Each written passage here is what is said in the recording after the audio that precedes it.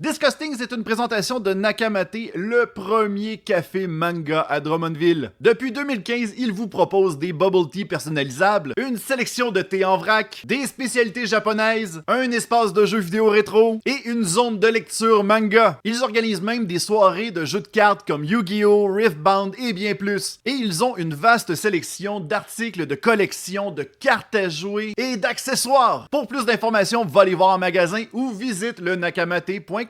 Avant de commencer l'épisode, je tiens à mentionner que cet épisode est rendu aussi possible grâce à notre Patreon. Si jamais tu veux encourager mes projets, va sur patreon.com/luduc pour avoir accès à de nombreuses exclusivités. Sur ce, bonne écoute. Les amis! Allô, Mickaël! Allô, Luduc! J'ai l'impression qu'on est dans une émission pour enfants, c'est fantastique. Oui. Il y a une marionnette qui va popper bientôt. C'est ça! Aujourd'hui, c'est quoi la lettre de la journée? C'est ça! Ah, c'est la lettre K! Eh oui! Parce comme que- dans... Kino! Non, écoute, toi et moi, Mickaël, on a un point en commun. Oui. Toi, ben, c'est sûr et certain que toi, t'as un petit peu plus d'expérience que moi, puis on va pouvoir en jaser. Mais tous les deux, on a travaillé dans un projet commun qui est Kino. Oui. Moi, j'étais à Shawinigan, toi, t'as été à Port-Neuf et Québec. Québec. Oui. Fait qu'on va pouvoir parler de ça, les amis. C'est notre intro. Disgusting.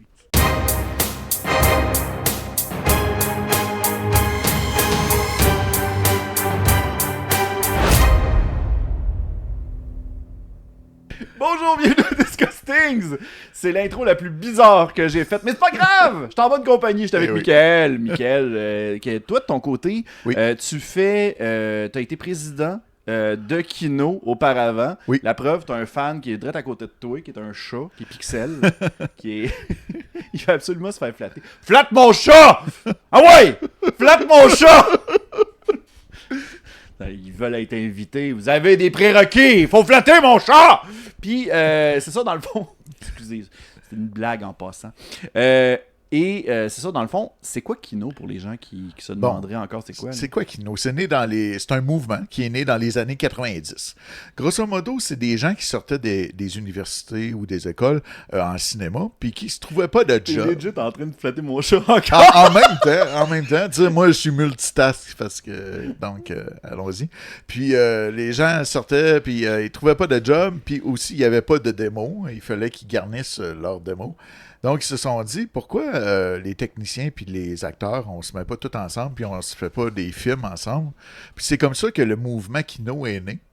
Puis aujourd'hui, pour te donner un ordre de proportion, il y a plus de 70 cellules partout au monde. Donc, c'est quelque chose qui est né à Montréal, qui est québécois. Puis aujourd'hui, c'est un mouvement mondial Kino. Ça a commencé en quelle année? Dans les années 90. Ouais. Ok, parfait. Excuse-moi, je jouais avec la caméra là, parce que Pas j'étais trop. obnubilé par toi qui flattes mon chat, fait que je voulais le montrer. Sauf que là, je me suis rendu compte en replaçant la caméra que ça montrait comme ma poubelle à papeterie, là, que je suis comme, ouais, ça, faudrait peut-être moins le voir. Ouais, c'est Fait ça. que, c'est ça. Bon, tant pis, hein, ça gâche la magie. Fait que, Kino, qu'est-ce qui te passionnait dans ce projet-là, d'ailleurs, en premier lieu? Ben, moi, en premier lieu, je suis un poète. Je viens de la littérature, etc. Puis, je m'étais dit, j'ai écrit un slam, parce que je fais du slam aussi. Puis, ce slam-là, je me suis dit, je vais faire un court-métrage, un slam-métrage. Puis, Puis- slam, sais-tu qu'est-ce que David Goudreau fait? Ouais, genre? exactement. C'est du poème en 3 minutes, où on déclame en 3 minutes, devant une scène, souvent, avec des juges, puis des rounds. C'est du des genre de éliminations. l'improvisation, c'est quelque chose qui est fait à l'avance. C'est fait à l'avance, mais sur scène, tu peux improviser un peu. En tout cas, bref, il n'y a pas vraiment d'impro, mais ça ressemble à la formule de l'impro. Tu sais. Mhm. Ok, je comprends. Puis là, ben, avec ce slam-métrage-là, qui est devenu viral, puis etc., je me suis dit, ben, à Saint-Casimir, pour le Festival de films de l'environnement, il y avait, il y a encore un cabaret Kino. Un cabaret versus une cellule, c'est quoi? Une cellule, c'est un peu l'équipe de hockey, c'est-à-dire c'est le regroupement. Puis un cabaret, c'est une fin de semaine, c'est une activité, donc c'est un peu comme un match de hockey, disons. Puis là, en 2015, ça fait que j'ai commencé ça en 2015, je me suis dit, je m'inscris à ça pour faire des films avec d'autres gens, puis on verra où ce que ça m'amène. Ça m'amène à aujourd'hui où ce que j'ai fondé la cellule Kino Portneuf. Puis j'ai été aussi à Kino Québec comme président. Puis je suis encore membre. Je suis membre aussi à Kino Rive-Sud. On peut être membre de plusieurs cellules, il n'y a aucun problème. Ah, il n'y a pas de... De restrictions. Ouais, c'est ça. C'est pas parce que t'es à un kino que t'as plus le droit d'être dans les autres. Ben, c'est ça, tu sais. Ouais. Puis, C'est une grande famille. T'as pas besoin d'avoir comme un... voici, j'ai une propriété dans le territoire, j'ai le droit de faire partie de cette place-là. Là. C'est pas une télé communautaire, là. Fait que ça, c'est le fun. Oups. Mais moi, ça me fascine parce que, tu sais, moi, comme j'ai dit tantôt, là, Kino Shawinigan a été une section qui a duré peut-être, je te dirais 2-3 ans, gros max. Mais il me semble qu'il n'y a pas eu de renouveau par rapport à ça. Moi, il y avait un gars qui avait un local, je pense que c'était sur la 5e rue à Shawinigan, et lui, c'était principalement du expérimental. Genre, il filmait puis il mettait comme des filtres. OK. C'était ça principalement. Puis moi, de mon côté, tu sais, moi, je voulais plus amener comme le court-métrage humoristique, les parodies, puis des affaires de même. Puis maintenant, on l'avait comme parodie. Et là, je vais ramener quelque chose des boulamites, là, parce que ça n'existe plus pantoute sur Internet. Là. On s'appelait les chasseurs de blâme. Les chasseurs, oui, parce que on avait entendu parler que si, admettons, on respectait pas le thème ou quelque chose de même, on avait un blâme. Je sais pas si c'était quelque chose par rapport à Shawinigan. Là, t'es le président, t'es en train de me faire peur. T'es en train de me dire que je me suis fait bullshiter solide sur qu'est-ce qu'il fallait faire. Chaque cellule a son fonctionnement. Okay. Donc, ça se pourrait que vous autres, vous ayez un système de blâme ou je sais pas. Ouais. Mais tu sais, à un moment donné, c'est que faut aussi se dire qu'on est tous là bénévoles puis on fait ça pour le fun. Puis mettre un système punitif, je trouve ça un peu c'est ça. Nous autres, de notre côté, on s'était dit, écoute, on va courir après parce qu'on veut avoir absolument une contrainte à chaque épisode. Nous autres, on trouvait ça drôle au bout. Puis, c'est ça, finalement, on a fait 2 épisodes, puis on a arrêté parce que finalement, la personne avec qui je travaillais, peut-être qu'on connectait moins au niveau créatif, puis c'est correct, il n'y a pas de problème. Là. C'est des choses qui arrivent. Là. Mais c'est ça. Je me rappelle avoir. Après ça, je pense que la personne qui s'appelle Maxime, je me rappelle plus de son nom de famille. Après ça, elle a donné le flambeau, puis c'est moi qui ai pris la relève, puis on s'est retrouvés au trou du diable. Okay. Sauf que il y avait un problème, c'était que j'ai découvert, je sais pas si c'est vrai, là, moi j'entends des oui-dire. J'ai entendu des oui-dire comme quoi qu'il y avait une compétition avec Trois-Rivières, puis que Trois-Rivières venait proposer des films, mais c'était juste comme des films de marde. Ah. Genre, à un moment donné, il y avait quelqu'un qui avait fait un... là, moi, je te raconte ça, puis j'ai l'impression d'être l'élève studieux qui va se touler du monde 20 ans plus tard. C'est épouvantable. Mais genre, à un moment donné, je me rappelle, je présente un projet et c'était quelqu'un qui avait pogné comme plein d'extraits du film pornographique de Sylvester Stallone. Ah oui. Puis qu'il avait juste décidé de faire un montage des meilleurs moments de ça, puis c'était ça son film. Wow! Puis tu sais, on s'entend, là, tu vois le verre à Sylvester Stallone, tu prends ta bière tranquille au trou du diable, puis tu fais comme... Écoutez, là, à un moment donné, là, moi j'ai coupé le film, j'ai arrêté, j'ai dit, je suis désolé, là, mais à un moment donné, il y a du monde qui ont pogné du... Tu sais, qui ont jasé, tu sais, pas qui ont jasé, mais qui ont travaillé fort pour faire leur projet, qui ont filmé, qui ont monté. Ouais. Tout arrive, tu fais ça, je trouve ça un petit peu insultant pour le concept. Puis genre, on se faisait huer par le monde de Trois-Rivières, puis on était comme, sérieux, là. Viens pas nous nourrir en pleine face. Il y en avait un autre, un moment donné, qui est arrivé, puis il a fait un diapositive de crotte de chien. Voyons donc. Wow. Des belles années Kino. Il y avait une... Bref, un film de marde. Oui, c'est littéralement un film de marde. Mais c'est ça. Lui, ce qu'il a fait, c'est qu'il a carrément juste fait un screenshot. Pas un screenshot, il prenait des photos, puis il avait juste mis un après l'autre les photos, puis il y avait une transition faite avec Windows Movie Maker, je sais pas, là. Puis il y avait... c'est un film de marde. C'était ça. Puis, oh my god, c'était n'importe quoi, là. Puis tu sais, c'était dans les débuts de YouTube, hein. Puis le monde essayait d'amener plein d'affaires. Maintenant, il y avait quelqu'un qui avait essayé de faire un vlog de son déménagement. Puis c'était zéro drôle. Là. C'était juste comme... C'était juste comme lui que... Hey, avez-vous entendu mon père faire des... Puis c'est comme... Ben oui, on l'a entendu. C'est correct, il n'y a pas de problème. Et le gars, je me rappelle, je ne le nommerai pas, bien entendu, il avait demandé à ce que... parce qu'il pouvait pas se pointer à Kino, fait qu'il avait demandé à être sur un ordinateur portable pour qu'il puisse assister à l'événement. Ouais. C'est une version team avant le temps. Et à un moment donné, il arrêtait pas de parler pendant que les animateurs ou les autres panélistes, ils parlaient, puis ils parlaient de leur projet. Puis à un moment donné, ce que j'ai fait, c'est que j'ai fermé l'écran, j'ai fait « Non! C'est assez, là! » C'est assez, là. Je pense que la personne était fâchée après de moi parce que la connexion a été carrément coupée après, puis il a pas pu revenir, là. Fait que au final, c'était un petit peu n'importe quoi, là. Ça a été... je pense que j'ai toffé là... je pense que j'ai fait un an d'animation à Kino Shawinigan.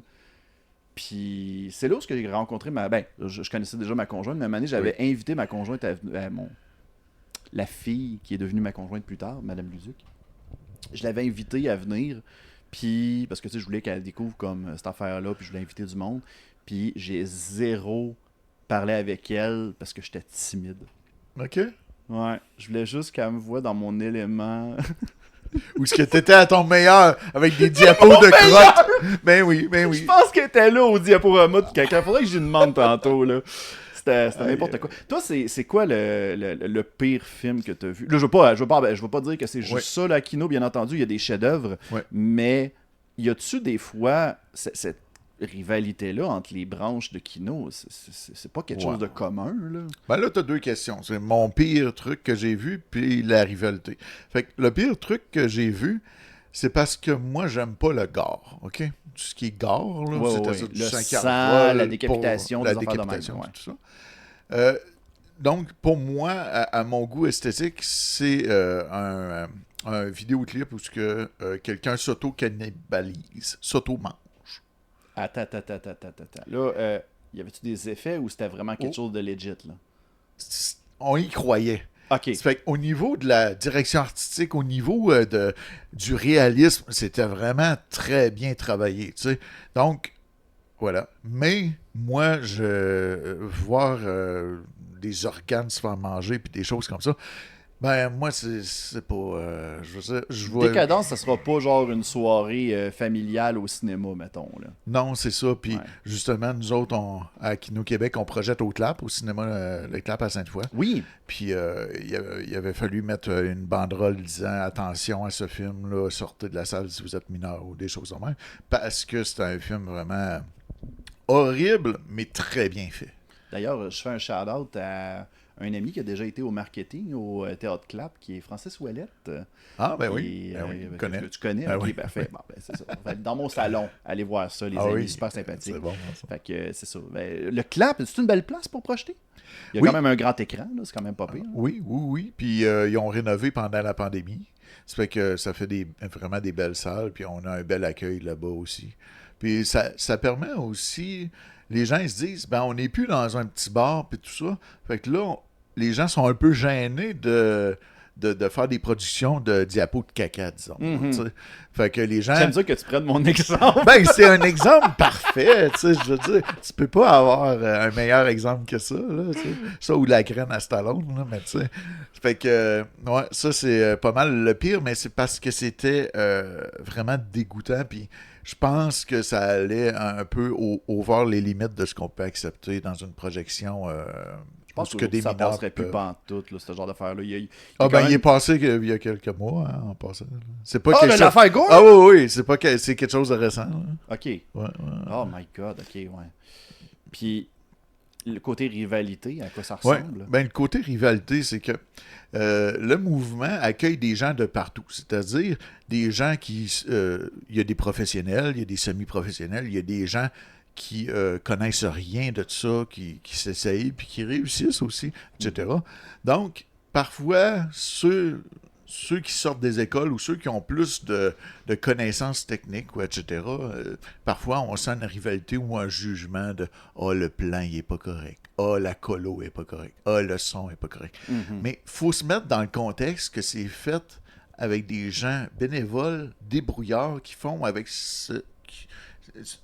ce que la vie ou les ressources qu'ils ont, ils font avec ce qu'on a. Ouais. Puis souvent, dans un cabaret, on a juste 72 heures pour faire un film. Mhm. Chacun. Puis souvent, on en fait une vingtaine à la gang, tu sais, des films. Donc, il faut se remettre dans le contexte. Puis c'est là, ce que je trouve intéressant dans Kino, c'est que c'est là qu'on va voir des choses qui sont différentes de les grosses productions à millions, en ce sens que des histoires différentes, des angles différents.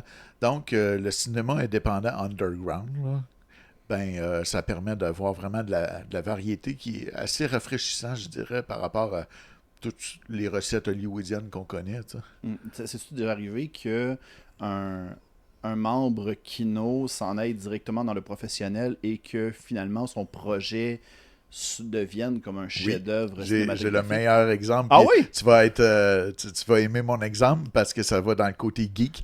Farador. Ah, ben oui, Farador, Ben oui. j'aurais dû m'en douter. Ben Farador, oui, c'est un Kino Tom à et la ses base. chums, c'est ça. Oui.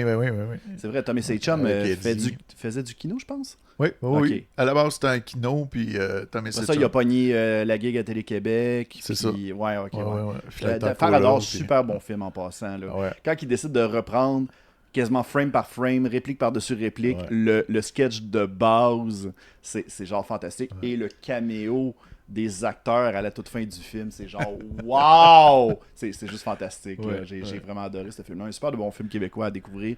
Farador pour les gens qui veulent aller le trouver. Je sais pas s'il est en streaming, bref, à voir. Oui, à voir absolument. Sinon, moi je sais que toi de ton côté, tu es réalisateur également. Oui. On s'est parlé hors d'onde que toi tu fais t'as fait principalement des œuvres de tout genre. Oui. Et il y avait un projet que j'aimerais bien gros que tu parles parce que sérieusement, moi ça m'a beaucoup touché. C'est un documentaire où tu as parlé tu sais, du passé de ta blonde. Tu veux-tu en parler un peu? C'est Oui. quoi exactement ce projet-là? Tout à fait.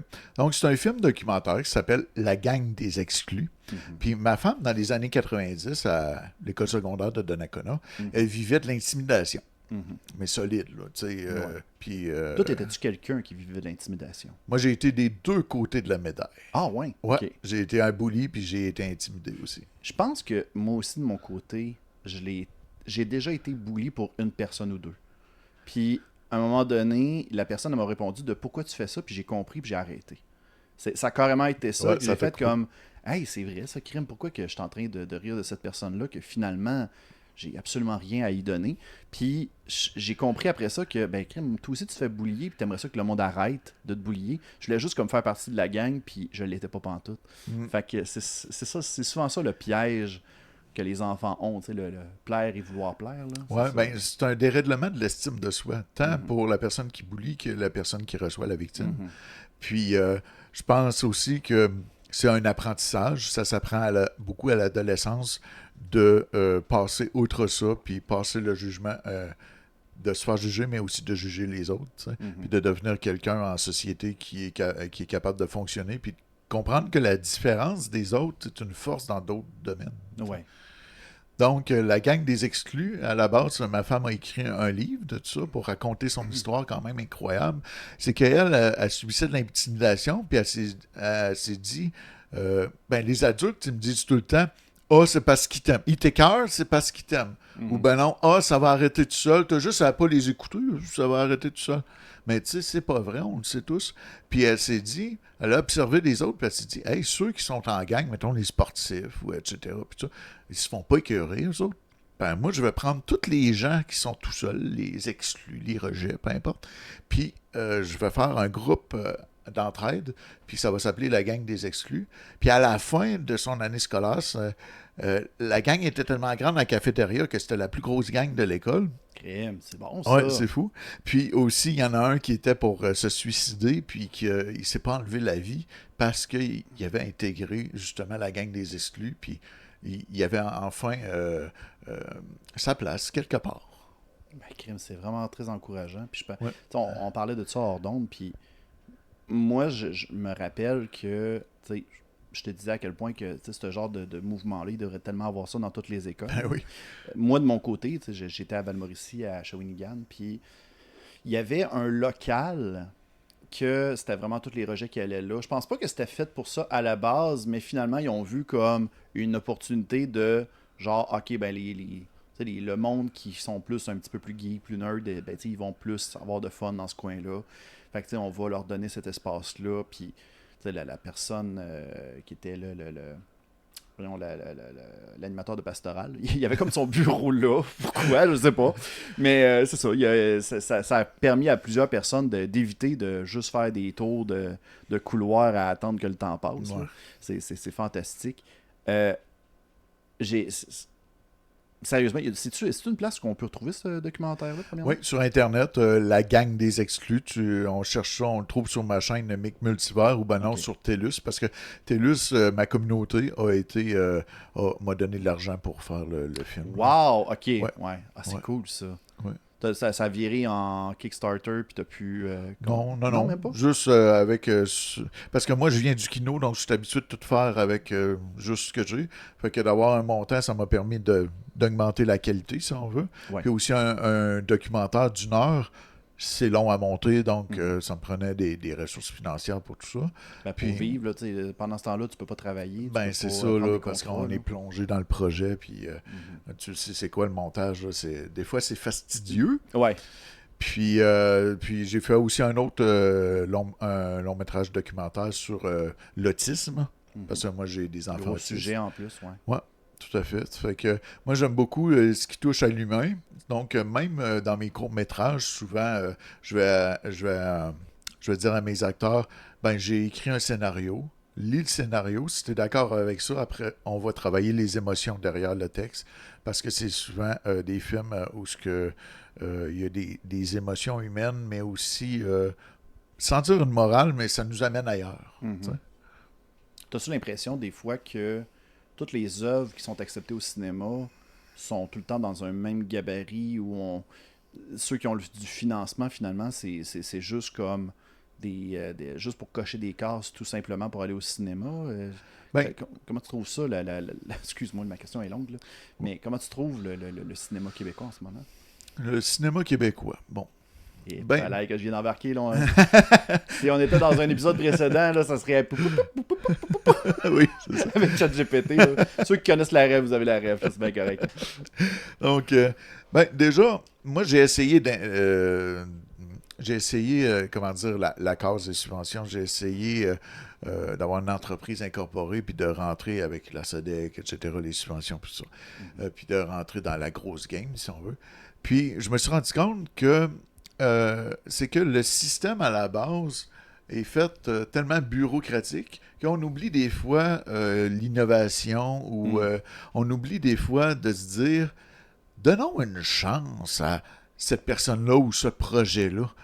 Parce Ça se que... peut-tu que c'est pour ça qu'il n'y a pas de fantastique ni de science-fiction dans le cinéma québécois? Bien entendu, on a des exceptions, tu sais, comme...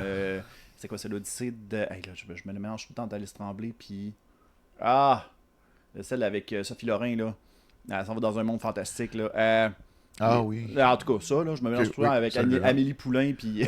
Oui, c'est ça. Ben, parce que c'était pas une parodie, mais c'était similaire à Amélie Poulain. Ouais. Mais je vois où est-ce que tu veux t'en aller, en ce sens que... Mais même ce film-là était beaucoup plus humoristique que fantastique, quand on y pense. Là. Donc, c'était plus de la comédie. Ouais. Puis, il y avait Marc Labrèche en loup, puis etc. Puis je l'ai réécouté récemment, ce film-là, puis maudit qu'il est cochon! oui, quand même. Hein, tu sais, quand même. Donc...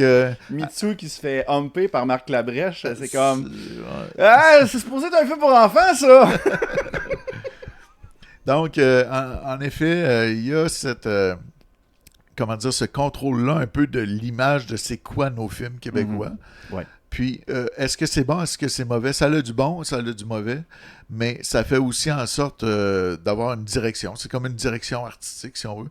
Puis, malheureusement, les créateurs qui dérogent de ça ne seront tout simplement pas subventionnés. Ouais, mais ça, je trouve ça triste parce que, tu sais, en ce moment, les gros films qui sortent du Québec, c'est souvent soit des affaires, je vais pas dire des trucs dramatiques principalement, mais c'est parce que crime, j'essaie de me mettre à la place comme de la clientèle, ben pas de la clientèle cible, mais plutôt de ceux qui sont au marketing, qui essaient de trouver des nouveaux projets. Le monde va tellement mal tu veux-tu vraiment comme pousser des projets qui sont encore plus démoralisants? Tu vois un père qui perd sa fille, puis des affaires de même. C'est genre too much. On n'a pas besoin de ça au Québec. Puis pourtant, crime, nos voisins ont tellement une variété époustouflable. C'est sûr et certain qu'on n'a pas le budget. On n'a pas le même budget, on n'a pas la même, la même façon que c'est géré. Puis même que j'avais lu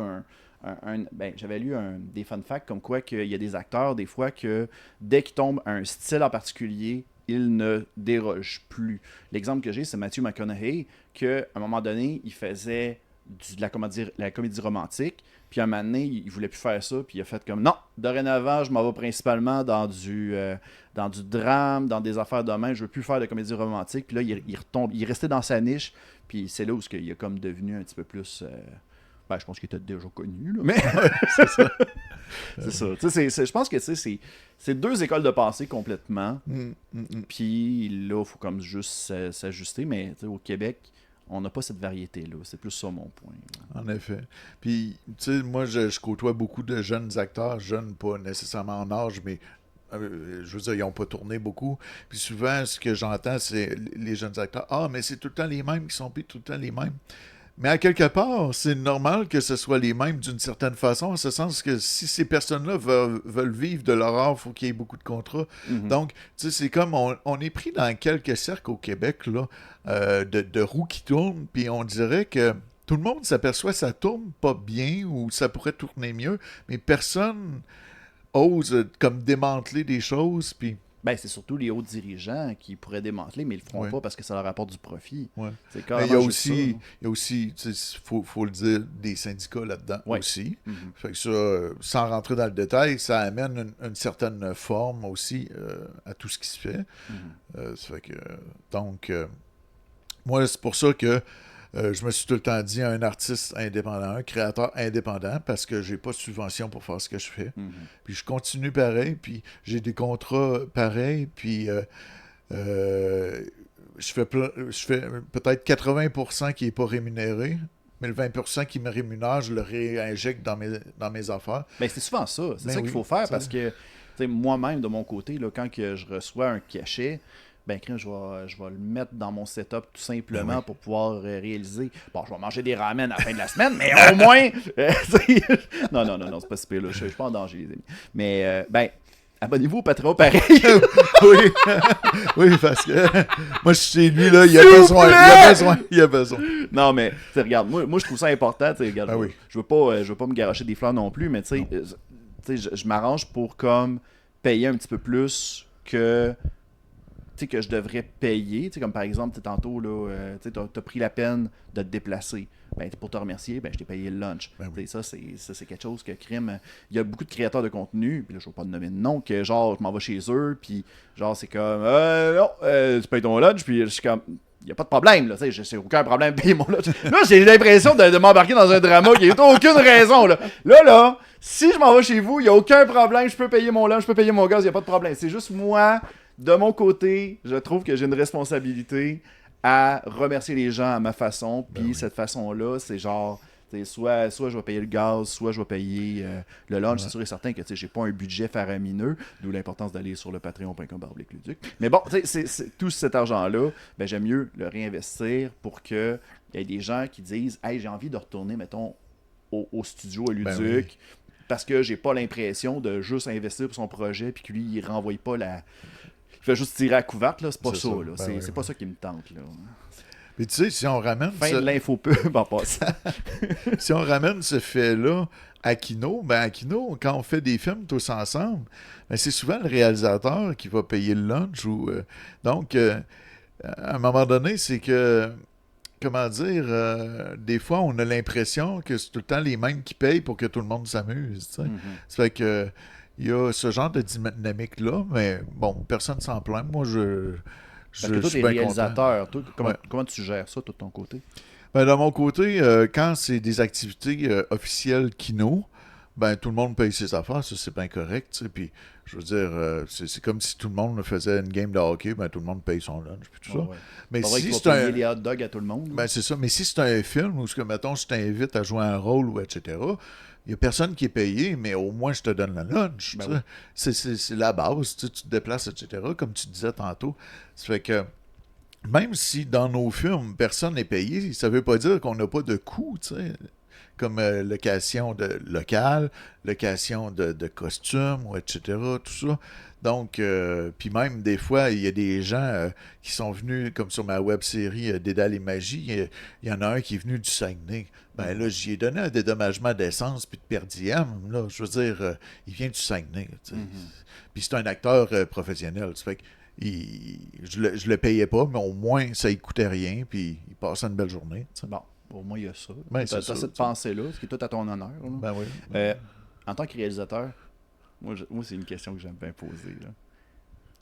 Un film, un fantasme que tu aimerais filmer. Là, je parle pas sexuel. Là. Je parle un genre cinématographique que tu te dis, maudit que j'aimerais ça, faire un film de ça.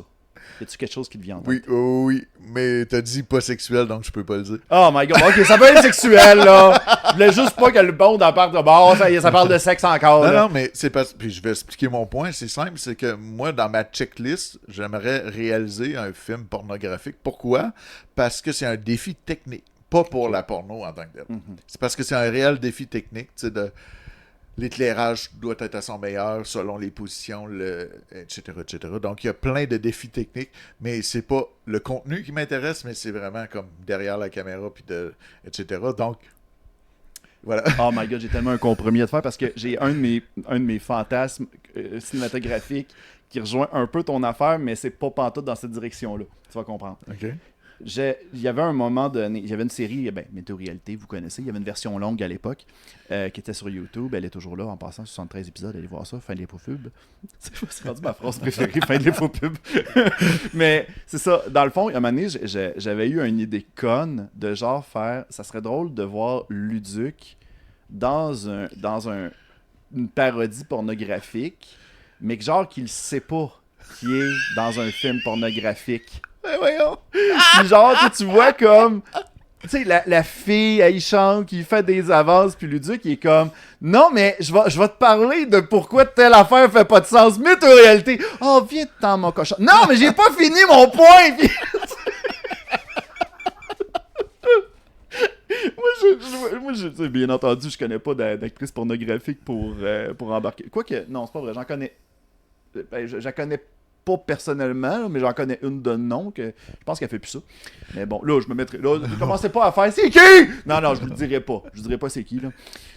Mais ce qui est intéressant de ton concept, c'est que t'as pas besoin d'avoir une actrice pornographique. En ce sens que, tu sais, si on triche les plans, etc., puis tout ça, on montre rien, on fait juste le puis on gag. montre pas nudité du tout. Non, c'est juste la blague, musique, la musique, l'habillage, l'habillage tout simplement, puis c'est juste ça. Ouais. Là. Puis des pixels dans l'écran. Comme dans Bleu Nuit. Oh my god, c'est parfait ça. Ouais. On t'aime ça mon cochon. C'est... Mais oh my god. Ok. Moi j'ai. Ok. Là je vais faire part d'un truc que j'ai toujours voulu réaliser puis j'ai jamais pu le faire. Ouais. Puis là je le dis simplement parce que j'espère qu'à un moment donné ça va atteindre quelqu'un puis il va faire comme Luc. Il va me contacter puis il va me dire Luc on le fait. OK? Là, j'envoie ça dans les airs en ce moment. Moi, j'ai jamais vu de western québécois. Exact. Moi, j'aimerais ça, là, qu'on vit dans une utopie où la conquête de l'Ouest ne s'est pas faite à l'Ouest, mais au Nord. OK. Et que... OK, là, je dévoile toutes mes idées. Là, je m'en sers que ça se fera jamais de mon côté. Là. Que, genre, toutes les villes western, c'est toutes les villes qu'on connaît aujourd'hui, tu sais, genre, je sais pas, Montréal, Québec, etc. Là, mais que ça soit tout le temps avec ça finit avec town. Fait qu'il y aurait Drummondville Town, il y aurait Port-Neuf Town, Charlottetown Town.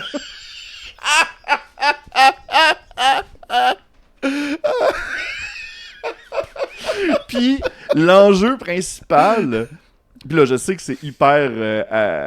c'est pas partout dans les temps. Là. Je pense que l'autoroute s'est faite début 1900. Là, ça fait du zéro avec la chronologie.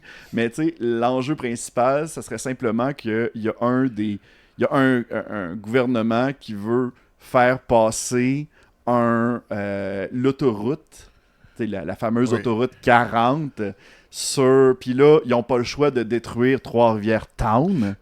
Puis là, l'enjeu au complet serait autour du village de Trois-Rivières Town qui essaye de comme lutter contre l'oppression. Mais, puis là, à la fin, ça finirait que, ben là, finalement, on a réussi à faire un arrangement, fait qu'on genre, au lieu que ça soit comme en ligne droite, on va faire comme un petit curve. Fait que c'est pour ça qu'aujourd'hui, à Trois-Rivières, il y a un petit curve qui devient comme la 40. Je trouve ça malade. Je trouvais que ça avait en place de sens. Là. Un moment donné, je me mettrai pas à tout dévoiler les idées que j'ai en tête, là, mais bref, si jamais ça vous intéresse puis que vous avez les ressources ou un endroit où filmer ça, contactez-moi, je veux faire partie de ce projet-là. Je veux écrire, je veux jouer dedans, je veux être le cowboy weird qui louche puis qu'à chaque fois qu'il tire du gun, il vise jamais à la bonne place. Ça me dérange pas. Ça me dérange pas pantoute. Tant que vous me demandez pas d'embarquer dans une subvention d'handicapés. Hey! Hors contexte, c'est bizarre, hein, cette phrase-là? Il n'y aura pas de contexte. Mais, ça, il fallait être là pour comprendre ce bout-là. Écoute, Michael, c'est vraiment très cool. D'après toi, à quoi ressemble l'avenir pour Kino en général? Est-ce que tu penses que on a encore bien des années avec ce projet-là ou c'est je vais dire une mode qui est en train de se dissiper, surtout avec YouTube ou toutes ces choses-là? Là? Ben, d'un, c'est un mouvement. Donc, le fait qu'ils soient partis à une cellule puis sont rendus à plus de 70 partout dans le monde, puis même ça a fait des petits, donc Kinomada, puis etc. Donc, d'après moi, c'est pas quelque chose qui va mourir de se rassembler en gang puis faire des projets. Puis je pense que ça va même inspirer d'autres sphères, peut-être artistiques. Comme entre autres, moi, je suis dans une gang d'impro, puis là, j'ai aidé une jeune troupe de théâtre, puis on dirait que depuis la pandémie, les gens recherchent les vrais contacts humains, des activités qui les mettent en contact ensemble, que ce soit Donjon Dragon ou impro, théâtre, peu importe, ou Kino. Donc, pour moi, l'avenir de Kino, ça va continuer parce qu'en plus, on a plein de technologies qui nous permettent de faire des films aujourd'hui. Puis leur slogan est simple, c'est faire bien avec rien, faire mieux avec peu, mais le faire maintenant. Donc, il y a une urgence d'agir. Ah, Chris, c'est bon ça. Ben écoute, si jamais les gens veulent savoir où se trouvent les prochains visionnements de Kino, y a-t-il un site en général? Tapez Kino, trouvez la cellule la plus proche de chez vous. K-I-N-O, là. K-I-N-O. Ne cherchez pas Kino avec un Q-U, là. Vous allez tomber sur du quinoa. Du C'est quinoa, pas idéal. C'est pas la même sorte de graine, non. Non, c'est ça. La graine. On a passé de graines de Sylvester Stallone à graines de quinoa. C'est fantastique.